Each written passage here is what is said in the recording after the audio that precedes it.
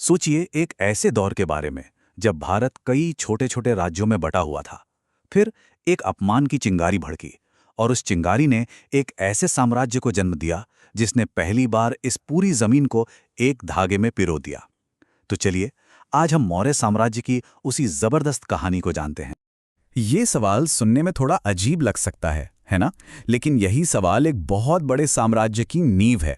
आइए पता लगाते हैं कि कैसे एक इंसान के अपमान ने हिंदुस्तान के इतिहास का रुख ही मोड़ दिया। तो देखिए, हमारी ये जो यात्रा है ये शुरू होगी एक अपमान से जो एक क्रांति बन गया।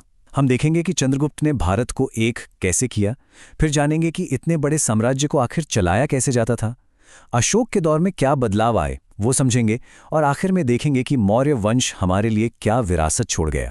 तो कहानी की शुरुआत होती है एक बहुत ताकतवर लेकिन घमंडी राजा और एक बेहद बुद्धिमान आचार्य से। जरा इस सीन को अपने दिमाग में बनाइए। एक तरफ था नंदवंश का राजा धनानंद, जो सत्ता के नशे में चूर था। खजाना तो उसका भरा हुआ था, लेकिन उसकी प्रजा भारी टैक्स से परेशान थी। और दूसरी तरफ थे एक साधारण से दिखने वाले शिक्षक चाणक्य, जिनके पास दौलत तो नहीं थी, पर एक अखंड भारत का सपना था। और इतिहास गवाह है, जब ऐसी दो सोच टकराती हैं तो जमाना बदल जाता है। देखिए, चाणक्य सिर्फ एक शिक्षक नहीं थे, वो राजनीति और कूटनीति के माहिर खिलाड़ी थे। जब धनानंद ने भरी सभा में उनका अपमान किया तो उन्होंने उस अपमान के गुस्से को बदला लेने में नहीं बल्कि एक क्रांति लाने में इस्तेमाल किया। उन्होंने कसम खाई कि वो इस घमंडी वंश को जड़ से उखाड़ फेंकेंगे, और इसके लिए उन्हें एक ऐसे हीरो की तलाश थी जो उन्हें चंद्रगुप्त मौर्य के रूप में मिला। और अब एंट्री होती है कहानी के हीरो की, चंद्रगुप्त मौर्य। वो इंसान जिसने चाणक्य के मार्गदर्शन में इतिहास की दिशा ही बदल दी। ये सिर्फ एक लड़ाई नहीं थी, ये एक युग का अंत था और एक नए युग की शुरुआत। चाणक्य का दिमाग और चंद्रगुप्त की तलवार, इस जोड़ी ने धनानंद की विशाल सेना को घुटनों पर ला दिया।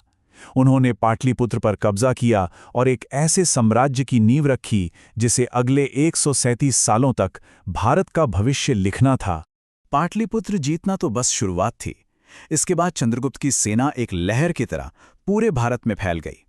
पूरब में मगध से लेकर पश्चिम में सिंध तक, और उत्तर में पंजाब से लेकर उन इलाकों तक जहां यूनानी शासकों का कब्जा था, एक एक करके सबको अपने झंडे के नीचे ले आए।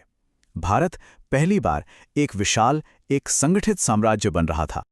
500 सिर्फ एक नंबर, लेकिन इस नंबर के पीछे मौर्य इतिहास की एक बहुत ही दिलचस्प कहानी छिपी है। कोई अंदाजा है क्या हो सकता है? 500 हाथी ये सिर्फ कोई तोहफा नहीं था, बल्कि एक बहुत बड़ी जीत का सबूत थे।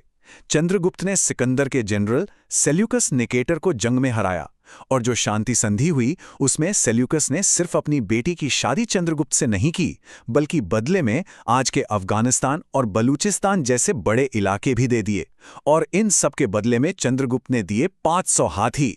मतलब हाथियों की कीमत पर चंद्रगुप्त ने अपने साम्राज्य की पश्चिमी सीमाओं को हमेशा के लिए सुरक्षित कर लिया।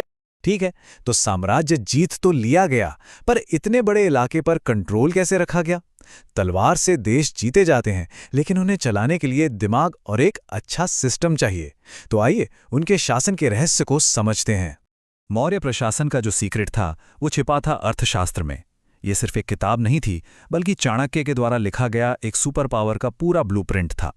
इसमें राजा को क्या करना चाहिए, टैक्स कैसे वसूलना है, जासूसों का नेटवर्क कैसे बनाना है, दुश्मनों से कैसे निपटना है, मतलब राज करने का हर पहलू इसमें शामिल था। ये उस जमाने की सबसे प्रैक्टिकल गाइड बुक थी। सारी ताकत राजा के हाथ में थी और उसकी मदद के लिए मंत्रियों की एक परिषद थी। लेकिन साम्राज्य की असली आंखें और कान थे उसके जासूस, एक जबरदस्त जासूसी नेटवर्क जो साम्राज्य के कोने कोने में फैला था। ये पक्का करता था कि कोई भी विद्रोह सिर उठाने से पहले ही कुचल दिया जाए। इसी कंट्रोल और एक सिस्टमैटिक टैक्स प्रणाली ने साम्राज्य को मजबूत और अमीर बनाया। और इस पूरे एडमिनिस्ट्रेशन को सपोर्ट करती थी एक बहुत बड़ी सेना। लेकिन इसका सबसे खतरनाक हथियार थे युद्ध के हाथी। ये उस जमाने के जीते जागते टैंक की तरह थे, जो दुश्मन की सेना में घुसकर तबाही मचा देते थे और उनमें खौफ पैदा कर देते थे।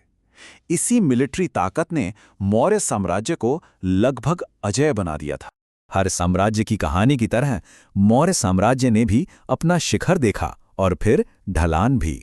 अब कहानी अगली पीढ़ी और साम्राज्य के आखिरी दिनों की तरफ बढ़ती है।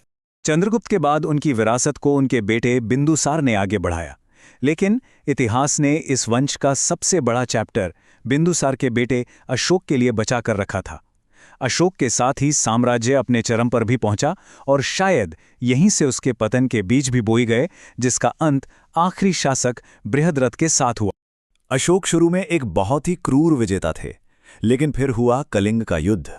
उस जंग में इतना खून खराबा हुआ कि उसने अशोक को अंदर से झकझोर कर रख दिया। उन्होंने लड़ाई झगड़े की नीति को हमेशा के लिए छोड़ दिया और शांति का रास्ता अपना लिया। ये भारतीय इतिहास का एक बहुत बड़ा टर्निंग पॉइंट था। तलवार की जगह अब अशोक का हथियार था धम्म। ये कोई नया धर्म नहीं था, बल्कि जीने का एक नैतिक तरीका था जिसे उन्होंने अपनी सरकारी नीति बना लिया। सभी धर्मों का सम्मान, अहिंसा और अपनी प्रजा की भलाई का ये संदेश उन्होंने पत्थर के खंभों और चट्टानों पर खुदवाया, जो आज भी पूरे देश में मौजूद हैं और उनकी सोच की गवाही देते हैं। ऐसा माना जाता है कि अशोक की शांति की नीति ने शायद साम्राज्य की सैनिक शक्ति को थोड़ा कमजोर कर दिया। उनके बाद के राजा इतने बड़े साम्राज्य को संभाल नहीं पाए और वो धीरे धीरे बिखरने लगा। और फिर 185 ईसा पूर्व में आखिरी मौर्य सम्राट बृहद्रथ को उन्हीं के सेनापति पुष्यमित्र शुंग ने सेना के सामने ही मार डाला और इस तरह भारत के पहले महान साम्राज्य का अंत हो गया। मौर्य साम्राज्य भले ही खत्म हो गया, लेकिन उसकी विरासत आज भी भारतीय सभ्यता की नींव में जिंदा है। तो इस पूरी कहानी से हमें क्या सीखने को मिलता है? एक अपमान से एक क्रांति का जन्म हुआ, जिसे चाणक्य के दिमाग और चंद्रगुप्त की तलवार ने हकीकत बनाया। एक ऐसा शासन जो अर्थशास्त्र पर आधारित था और एक ऐसा सम्राट अशोक जिसने जंग को छोड़कर धम्म का रास्ता दिखाया। लेकिन इन सबसे बढ़कर मौर्यों की सबसे बड़ी देन है एक विचार कि ये विशाल भूमि एक हो सकती है।